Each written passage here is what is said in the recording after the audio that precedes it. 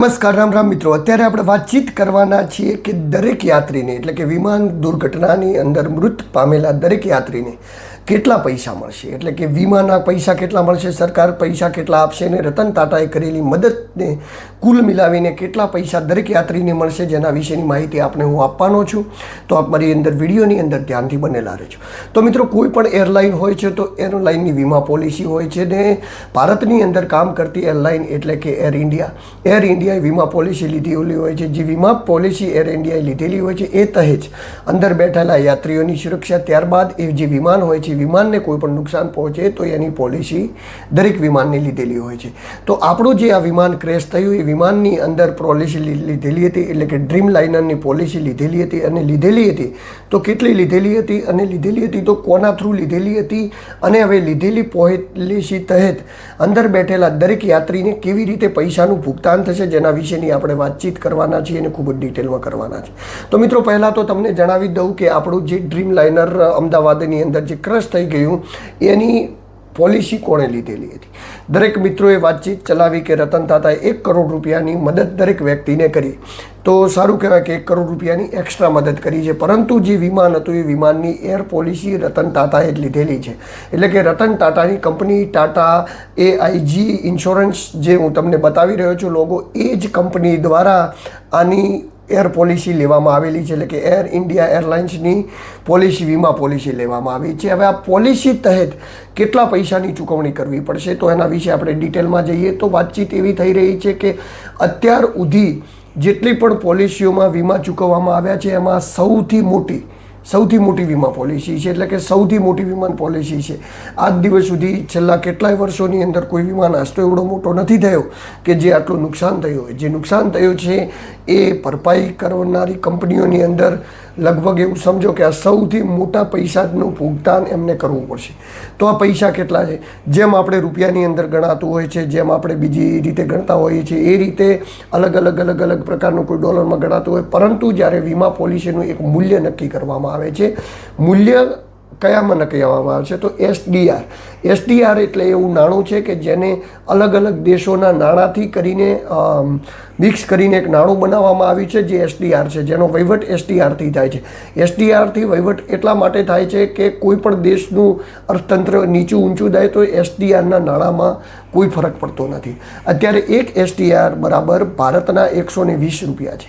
એક SDR બરાબર ભારતના 120 રૂપિયા છે. તો જે એરલાઇનને નુકસાન થયું એ એરલાઇનના આધારે અંદર બેઠેલા યાત્રીઓને, એટલે કે અંદર બેઠેલા યાત્રીઓને 460 કરોડ રૂપિયા ચૂકવવામાં આવી શકે છે. કેટલા મિત્રો? 460 કરોડ રૂપિયા. 460 કરોડ રૂપિયાની અંદરથી 360 કરોડ તો ખાલી એકલા જે યાત્રીઓ હતા, એટલે કે 229 યાત્રીઓના જે મૃત્યુ થયા અમને ચૂકવવામાં આવી શકે છે. 12 જણાનો જે ક્રૂ મેમ્બર હતો એમના માટે અલગ છે, તો એમના માટે 100 કરોડ રૂપિયા અલગથી ચૂકવવામાં આવી શકે છે. બાકી કારણ કે એમની નોકરી હોય છે તો એમની ગાઈડલાઈન હોય છે ને એ પ્રમાણે એમને પૈસા થોડા વધારે મળતા હોય છે. પરંતુ જે પરિયાત્રી બેઠો હતો એ પરિયાત્રી દીઠ, એટલે કે ઇન્ડિયન રૂપીઝની અંદર 360 કરોડ આજુબાજુ ચૂકવવા આવી શકે છે. એટલે કે 229 મેમ્બરને 360 કરોડ રૂપિયા ચૂકવવામાં આવી શકે છે.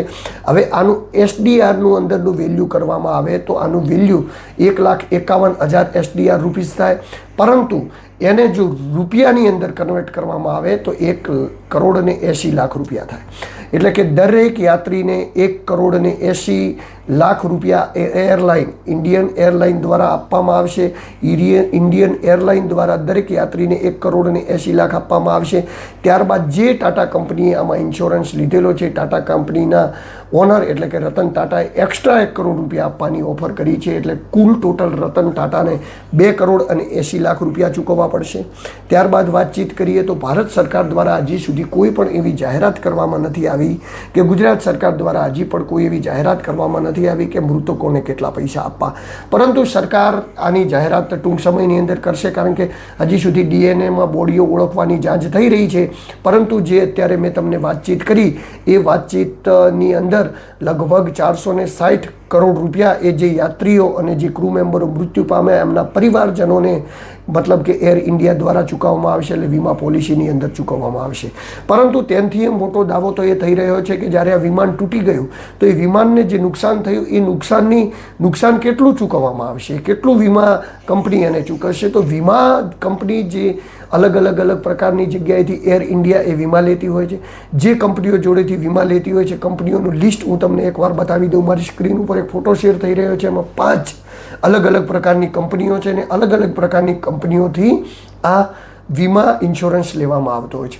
હવે આ બધી જ કંપનીઓ મળીને જેના પણ વીમો એ એરલાઇનનો લીધેલો હશે, એટલે કે જે આપણું ડ્રીમ લાઇનર થઈ ગયું ક્રેશ એનો વીમો લીધેલો હશે, એ જગ્યાએ એવું કહેવામાં આવે છે કે ભારત ઇતિહાસના વિમાન ક્રેશની અંદર વીમામાં આ સૌથી મોટો દાવો હશે.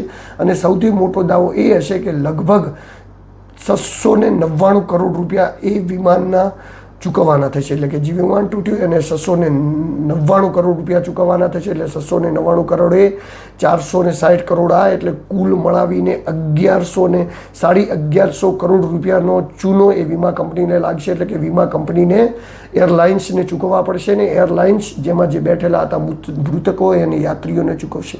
તો મિત્રો આ હતી માહિતી. આ એ માહિતી હતી કે કેટલા પૈસા એક યાત્રી દીઠ એક વ્યક્તિને મળશે, એ હતી સંપૂર્ણ માહિતી.